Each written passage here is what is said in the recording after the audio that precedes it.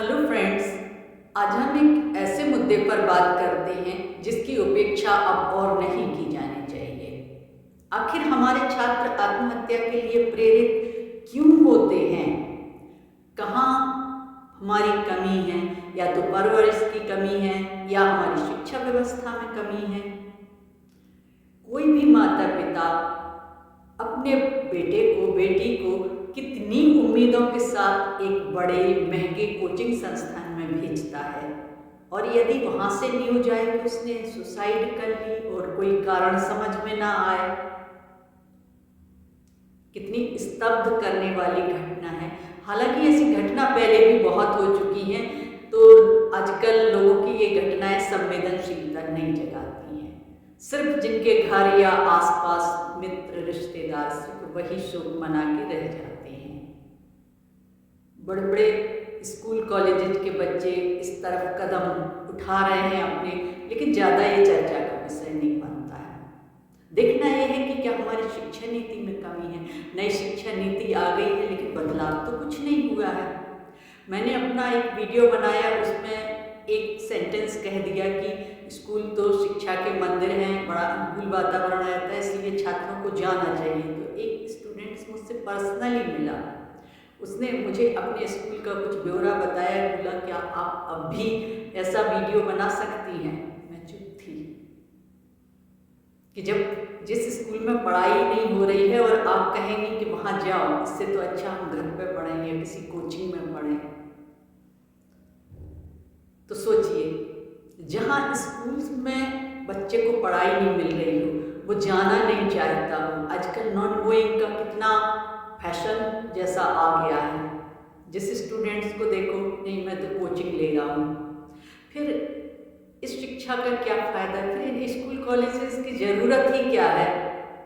फिर तो इन सबको कोचिंग में ही कन्वर्ट कर देना चाहिए। एक तो ये प्रेशर स्टूडेंट का कि स्कूल में पढ़ाई नहीं हुई और वो कोचिंग संस्थान में भेज दिया जाता है, या अपने दोस्तों को जाते हुए देख के उसको थोड़ा अपने में कॉम्प्लेक्स आता है और वो उनके साथ चल देता है, जाने के लिए तैयार हो जाता है। लेकिन वहाँ जब उस पर स्टडी का बर्डन पड़ता है जिसे वो झेल नहीं पाता है, उसे लगता है कि वो सफल हो ही नहीं पाएगा, उसकी समझ में कुछ आ ही नहीं रहा है। मैंने ऐसे बहुत से छात्रों से बात की है।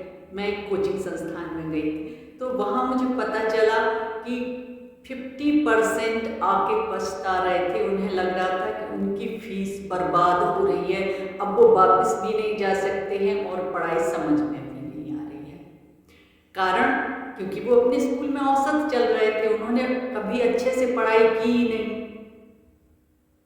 तो एक तो कोचिंग संस्थान में उन बच्चों को जाने के लिए प्रेरित ना किया जाए जो अपनी पढ़ाई में पहले ही बहुत पीछे चल रहे हैं, क्योंकि आजकल पास आउट कर लेना बहुत आसान हो गया है।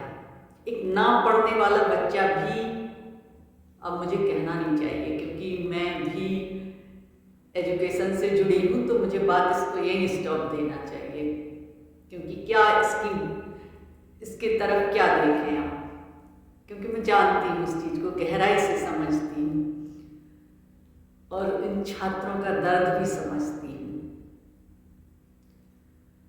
तो मेरा तो सिर्फ एक अनुरोध है कि इस पर विचार किया जाए और एक ऐसा कोर्स चलाया जाए जिससे स्टूडेंट्स इतना मोटिवेट हों और अपना लक्ष्य समझ सकें,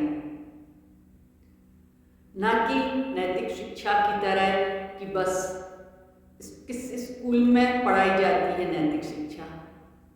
मुझसे तो इतने स्कूल कॉलेज के स्टूडेंट मिलते हैं, सब बताते हैं कि उनके स्कूल में नहीं पढ़ाई जाती है, बस ग्रेड मार्क्स दे दिए जाते हैं।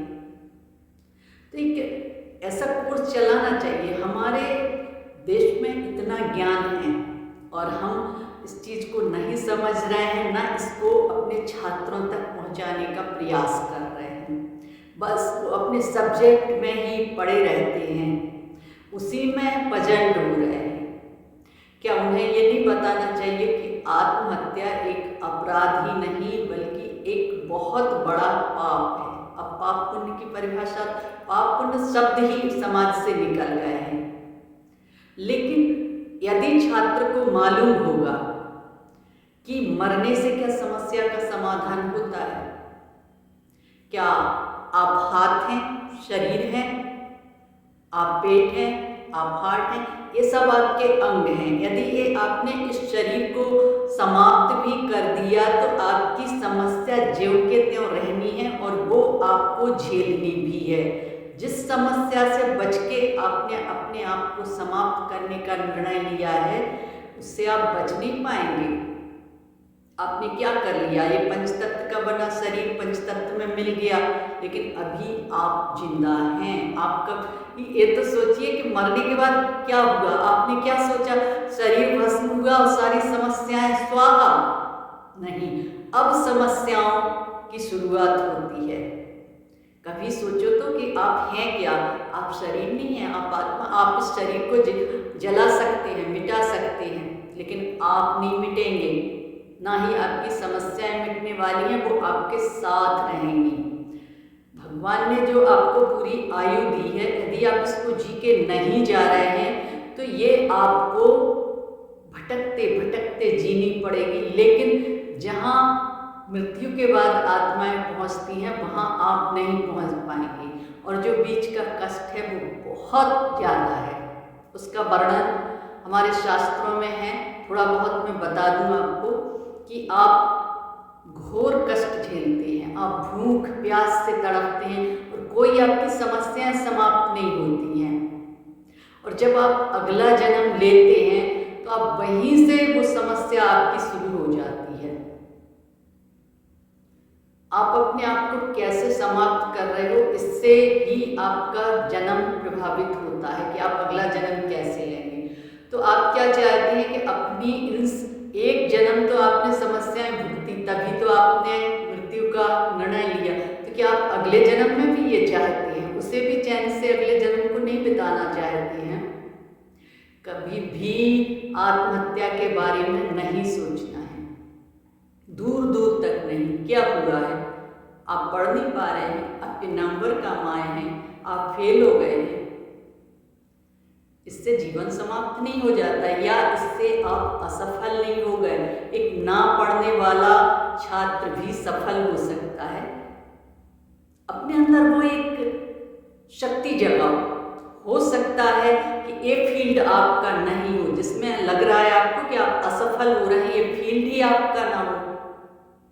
कोई दूसरा फील्ड आपका इंतजार कर रहा है। बस अपने दिमाग को बदलने की आवश्यकता है। उसमें जो नकारात्मकता भर ली है ना, अब तो बस जिंदगी खत्म करनी है। बस अब किसको मुंह दिखाएंगे? मुंह तो देखो, आप अगले जन्म में भी किसी को नहीं दिखा पाओगे यदि आप मुंह छुपा के मर रहे हो, क्योंकि अगले जन्म में वहीं से कोई ना कोई घटना आपके साथ वो जरूर होगी, क्योंकि उस परीक्षा को तो पास करके आपको गुजरना ही है। तो छात्र से मेरा निवेदन है कि इस वीडियो को सुने और सबको सुनवाएं। जो इस तरह के नकारात्मक विचार रखते हैं उनको प्रेरित करें कि ये नकारात्मकता, जिंदगी से भागना, पलायन करना एक गंभीर अपराध ही नहीं, पाप भी है।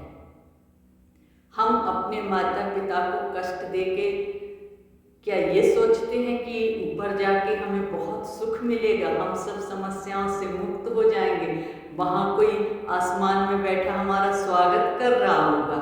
ऐसा नहीं है। हमें अपने हर कर्म का फल भुगतना ही पड़ता है। इसीलिए हमें अपना हर कर्म करते हुए बहुत अवेयर रहना चाहिए। बस मैं आपसे इतना ही कहना चाहूँगी कि पूरा समाज यदि इसको मिलके सोचे तो समस्या